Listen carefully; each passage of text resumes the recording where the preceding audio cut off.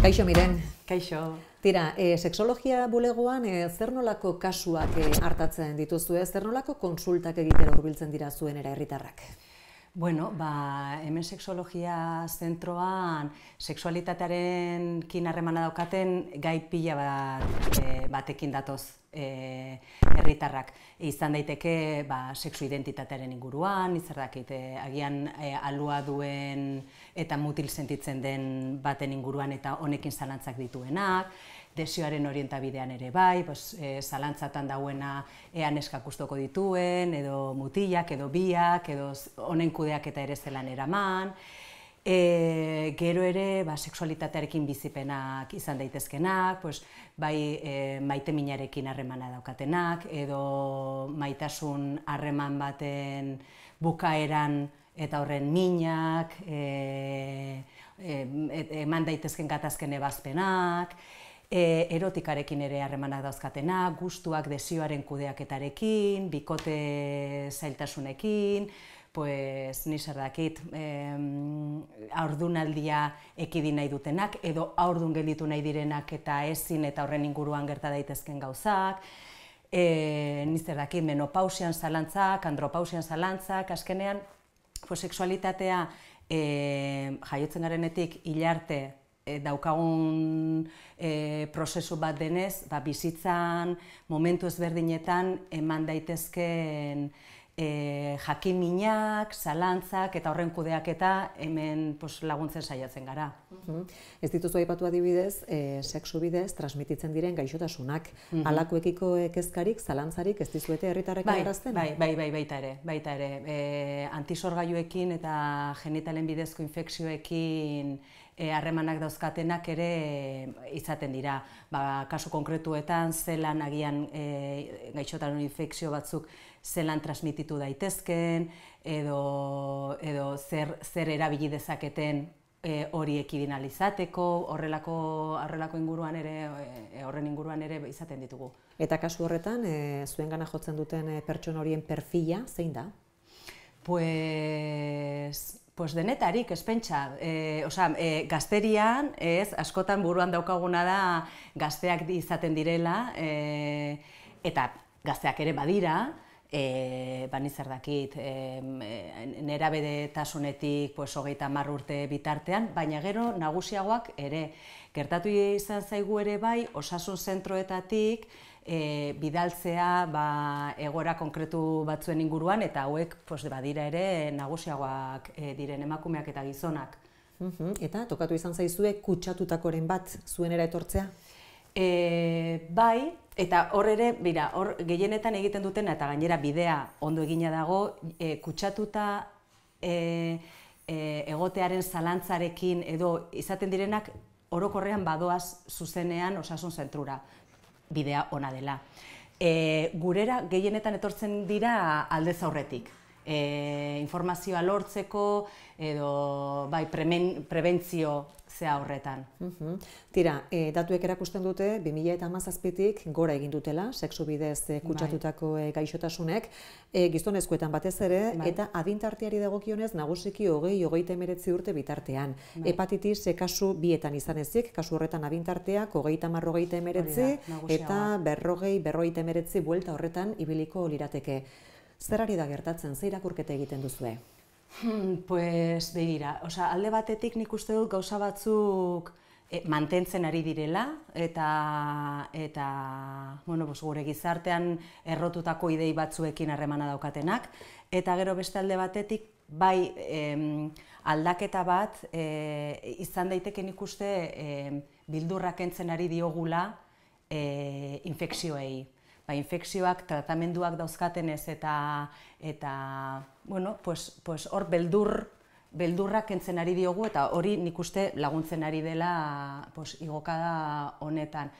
Gero bestetik, mantentzen diren eta aldatzen diren ere gauza batzuk badira, zuk esan duzun bezala, sexuka ere irakur dezakegu eta adintarteka baita ere. Orduan hor, bakoitzak, badauzka ariak tiratzeko eta aztertzeko asko dago.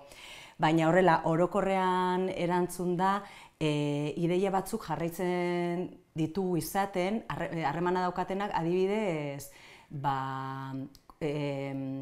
zelan esan,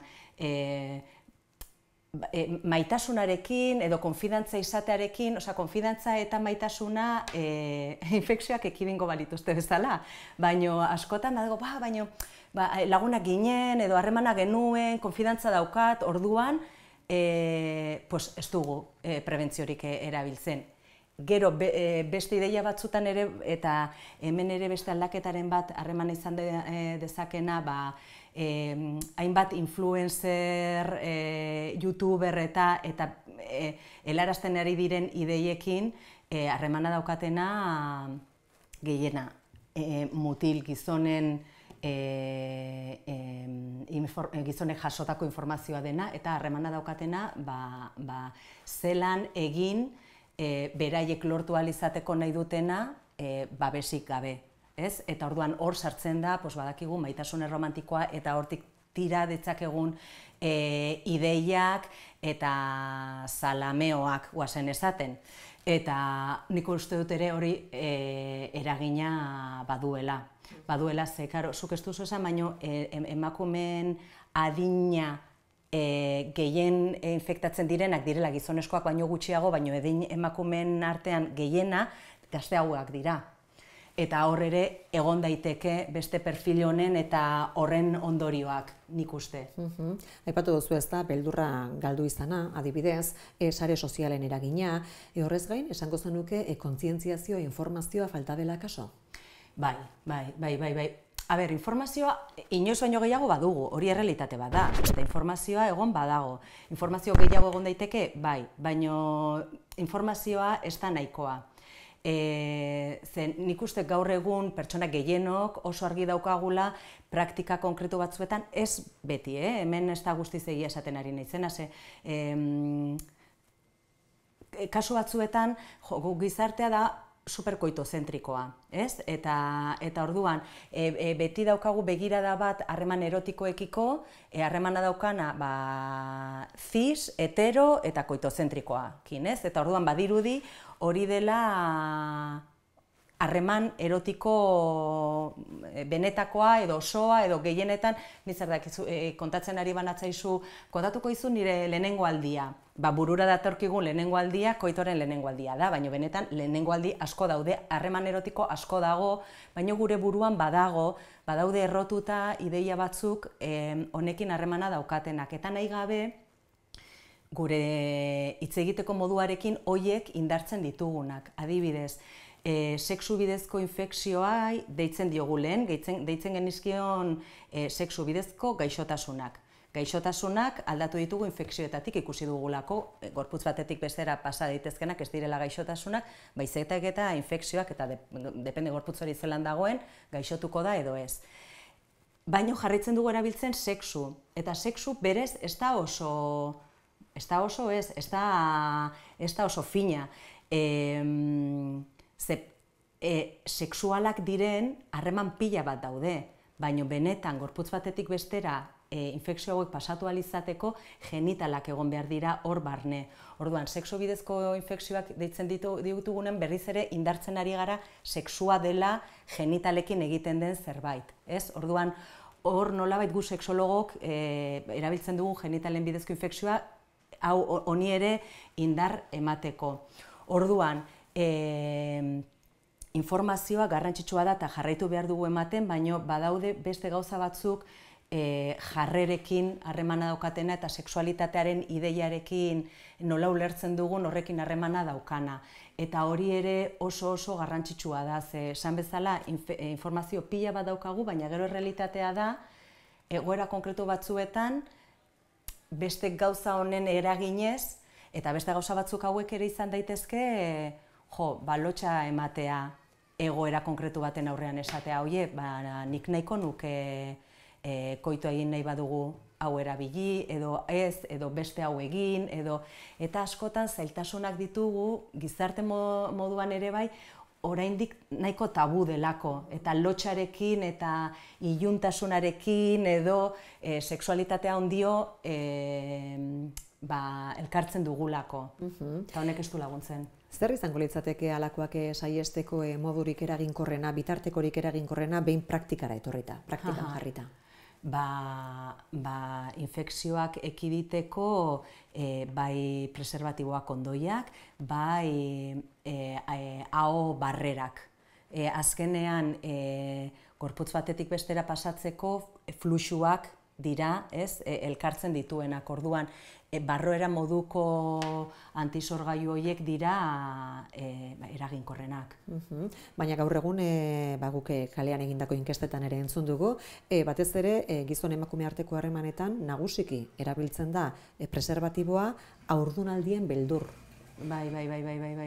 Eta askotan ere gertatzen zaiguna da, badaude bildurren edo zeran hierarkia bat. Orduan, haurdunaldia da gehien kezkatzen gaituena. Orduan, askotan gertatzen da ere bai, haurdunaldia ekiditeko beste inbeste antisorgailu daudenez, horiek erabiltzen baldin baditugu, ja ahazten dugula preserbatiboa erabiltzea, infekzioak, lehen esan dako bezala, bildurrak kendu diogulako apur bat. Orduan, haurdunaldia bai ondio daukala kezkandia bezala, eta askotan bai gazteetan eta beste gauza batzuetarako antisorgailu hormonanak ematen dira.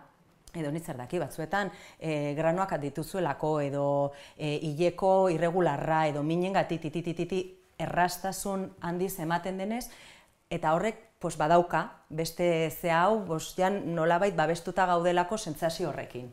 Eta ez da beste ezertatik babestu beharrik ikusten. Hori da.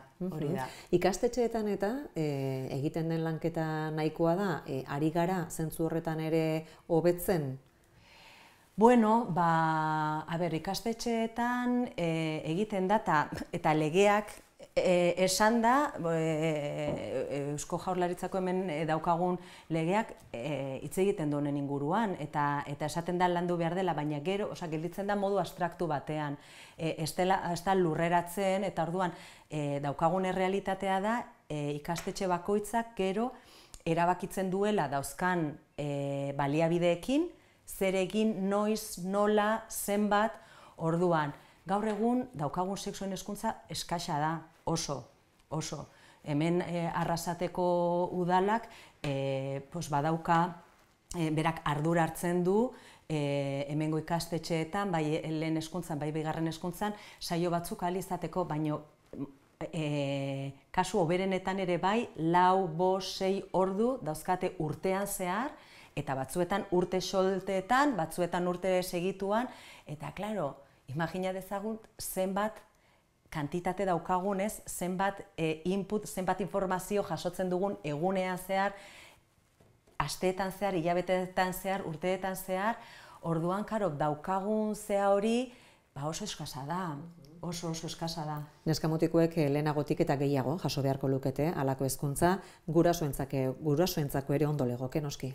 Hori da, ze azkenean, ume gazte horiek lagundu de acompañar, laguntzeko helduak prest egon behar gara. Eta batzuetan, helduok ere, zaitasunak ditugu, bakoitzak jaso izan du, gure bizkarrean, gure motxilan sartuta badaukagu gure bizipenak, gu jasotako sexuen hezkuntza, gure tabua, gure orduan, horri tarte bat ustea horren inguruan hausnartzeko, eta esateko orain arte ideia hauek erabilgarriak izan dira, baina agian ez dira erabilgarri.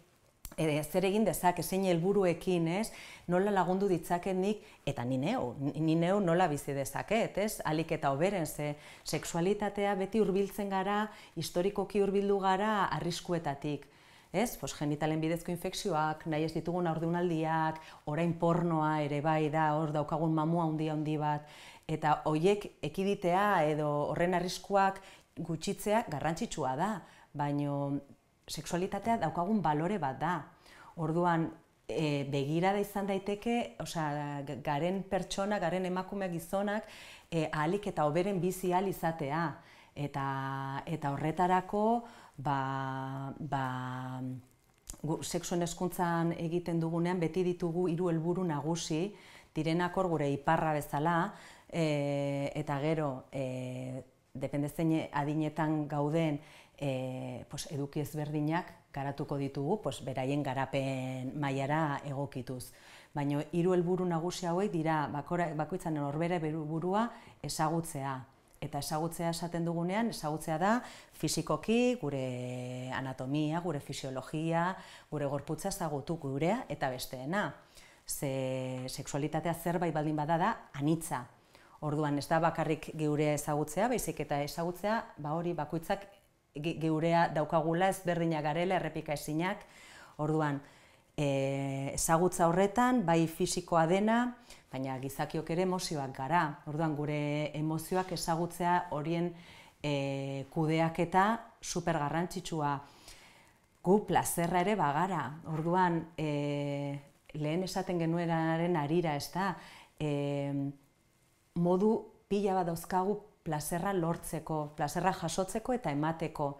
Eta gu daukagu oso begirada murriztuta bizigaren gizarte honetan, koituarekin harremanean, eta orduan gure gazteei, gure umeei, kontaktua ematea eta laguntzea beraien plazerrarekin konektatzen super interesgarria da gazteak eta nagusiagoak garenak baita ere. Batzuetan bildurra ematen digu, ze badaukagu ondio oraindik ez dakit begirada apur puritano bat izandako gure bizigaren lekuagatik eta izandako gauden kulturagatik eta moralagatik, baino horretan, orduan, ezagutzea, norbera ezagutzearen garrantzia itzela da, norberaren onarpena ere itzela da. Ze hor, badakigu nun bizi garen, eta gizarte kapitalista batean bizi gara, eta orduan indar eta informazio asko dago norbera geure garenarekin ez onartzeko, onarpena ez badago, konsumituko ditugu gauza pila bat. Eta hor daude lanean gauza asko, gero gainera, hor badago beti gizakiok badaukagu erakusleio bat eta dendaostea. Eta askotan gertatzen zaiguna da nire dendaostea, nik ezagutzen dudana, konparatzen dudana besteen erakusleioarekin. Orduan hor oso zaila da norbera onartzea, ari garelako tranpa egiten. Orduan gauza guzti hauek ere landu behar ditugu. Eta hau gertatzen da online eta offline baita ere, online badakigu filtroak tititiritititi eta erakusten duguna Instagramean zer den eta gero bakoitzak zertan bizi garen. Eta 3. helburua da ahalik eta askatasun gehiagorekin adieraztea garena. Garen ni naizen guzti hau, bakoitzak garen guzti hau. Orduan, 3 helburu potente hauek dira eta, klaro, honetarako bizitza osoa. Orduan, sexuaren hezkuntza oso garrantzitsua eta beharrezkoa. Tira, eta bukatzeko, genitalak tartean sartzen diren kasuetan, kutsa baitezkeen infekzio horiek saiheste aldera, ze mezu emango zenuke? Bueno, norbera zaintzarekin, horrelak bakoitzak konektatzea, harreman erotiko asko probablemente izango ditugu bizitzan zean, harreman pertsone ezberdinekin izan daiteke, baino geure gorputza betirako izango dugu. Orduan norberean zaintza oso garrantzitsua da. Eta plazeraren harira ere bai, oso garrantzitsua da momentuan gozatzea eta hurrengo egunetan gogoratzen garenean izandako elkartze horretan gozatzen jarraitzea, eta ez hurrengo egunean esatea, ai ama, zer egin nuen, eta hor mamuak etortzea, orduan plazerraren ideia zabal hori eta norberen zaintzan ideia ere bai. Mila esker. Eskerrik asko.